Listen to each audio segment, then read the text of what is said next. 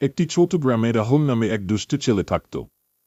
সে সারাদিন বন্ধুদের সঙ্গে দৌড়ঝাঁপ করত, গাছে উঠত, আর সুযোগ পেলেই সবার সঙ্গে দুষ্টুমি করত। কখনো কারো জুতো লুকিয়ে রাখত, কখনো আবার প্রতিবেশীর গাছে উঠে পেড়ে পালিয়ে যেত। গ্রামের সবাই তাকে ভালোবাসলেও তার দুষ্টুমিতে অনেকেই বিরক্ত ছিল।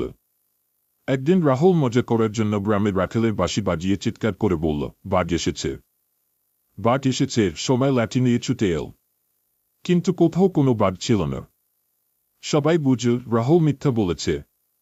কয়েকদিন পরে সত্যি জঙ্গলের দিক থেকে একটি বাঘ চলে এল। এবার রাহুল ভয়ে চিৎকার করতে লাগল, বাঁচাও। সত্যি বাঘ এসেছে, কিন্তু আগের ঘটনার কথা মনে করে কেউ তার কথা বিশ্বাস করল না। পরে গ্রামের কয়েকজন দূর থেকে বাঘটিকে দেখে ছুটে এসে সবাই মিলে তাড়িয়ে দিন। সেদিন রাহুল বুঝতে পারল, মিথ্যা কথা বললে মানুষ একসময় বিশ্বাস হারিয়ে ফেলে। সে সবার কাছে ক্ষমা চাইল এবং প্রতিজ্ঞা করল যে আর কখনো মিথ্যা বলবে না বা অকারণে দুষ্টুমি করবে না।